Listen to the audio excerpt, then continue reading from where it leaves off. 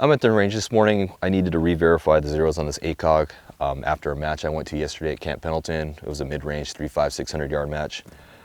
So I wanted to go ahead and cut a video along with this.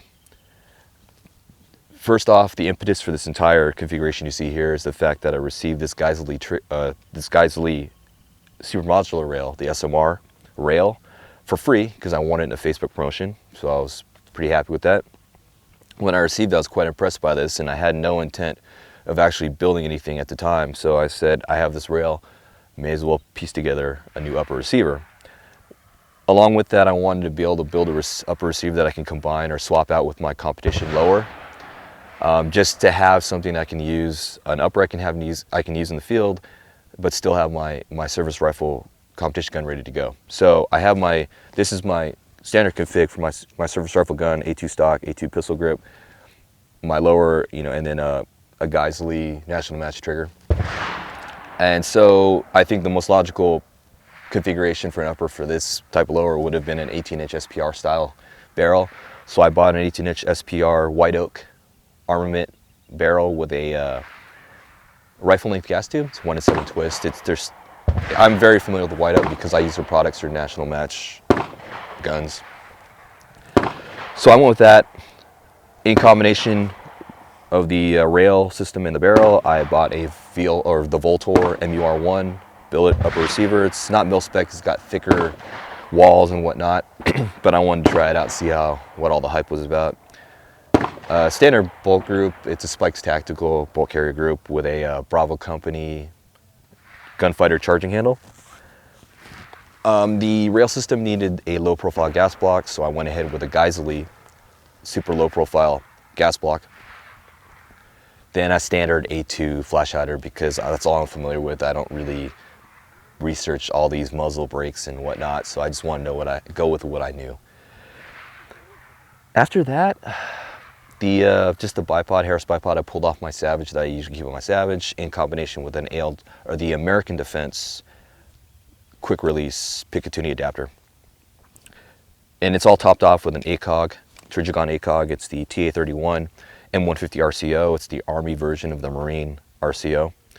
This is my first ACOG that I ever purchased and I ever used, and I was going to get a loophole 2.5 to 8x by 32 or 36 rather MRT scope, but I changed my mind and said I wanted something that I could use in the field without having to adjust knobs depending on distance. So I went with this combat optic. It has the ACOG has what's known as a bullet drop compensation reticle. It uses a red chevron that's tritium illuminated along with a fiber optic illumination. The fiber optic here is covered, but I'll explain that later. The chevron, or the tip of the chevron, is supposed to be 0 at 100 meters, and you have reticle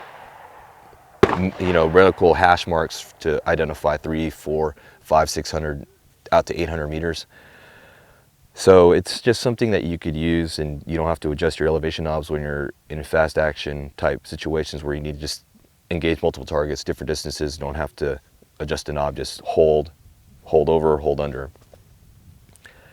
That being said, I had to get used to it quite a bit, and it's important to know that it all depends on the ammo you're using generally.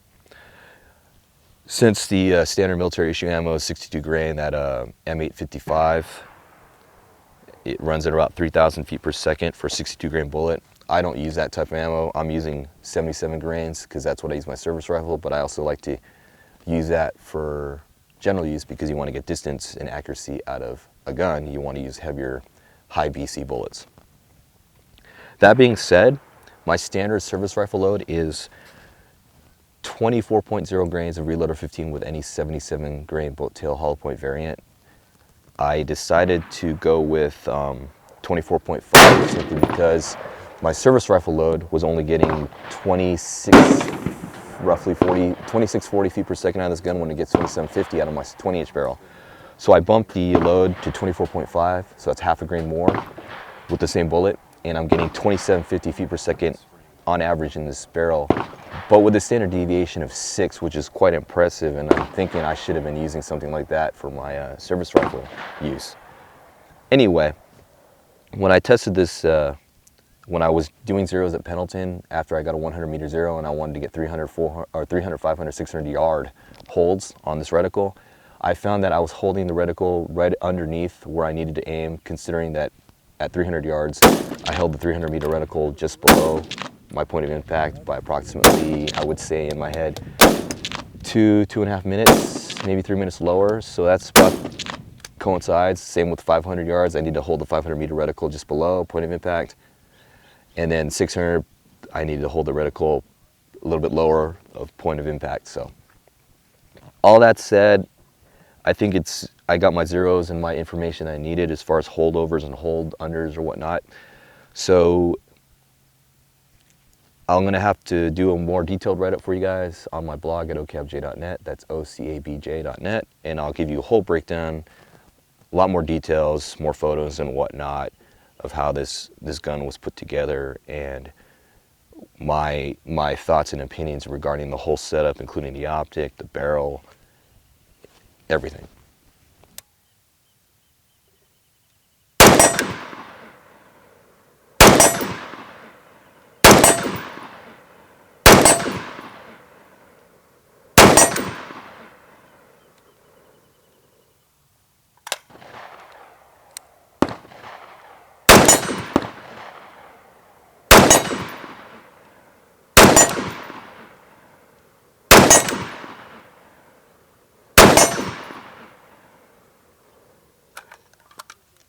I want to go ahead and quickly discuss the use of tape on the fiber optic of a Trijicon ACOG. As you can see here, I'm using gaffer's tape, black gaffer's tape. They'll tell you in the manual to use rigger's tape, but I like to use gaffer's tape simply because it leaves less adhesive residue on the object I'll be placing that tape on, especially if it's a temporary placement of tape, and then I just want to take it off and not have any kind of adhesive residue left on that object. Anyway, the reason why they tell you to cover up the fiber optic is because this fiber optic, in conjunction with the tritium inside the optic itself, lights up that chevron or whatever the illuminated part of the reticle is in the ACOG scope. If you leave the entire length of the fiber optic exposed in sunlight or bright daylight, the problem is your chevron is going to be too bright and it's going to wash out your target that you're placing it over, and it becomes too distracting. It makes shots less not as easy to make. So you don't want that to happen, in which case you'll leave about 1/2 inch to a full inch of the fiber optic exposed to just give you adequate illumination on the reticle. Obviously, and at night or in dim lighting conditions, you'll want to lift more of this tape off, or maybe even fully expose the fiber optic itself. But go ahead and just cut enough tape to fully cover this fiber optic, and therefore you can lift as much or as little of the tape as you need on the prevailing lighting conditions that you'll be shooting in. I use black gaffer's tape, but you can, if in worst case situations, just use electrical tape. Granted, electrical tape can leave a lot of junk residue on whatever you put it on, so just keep that in mind.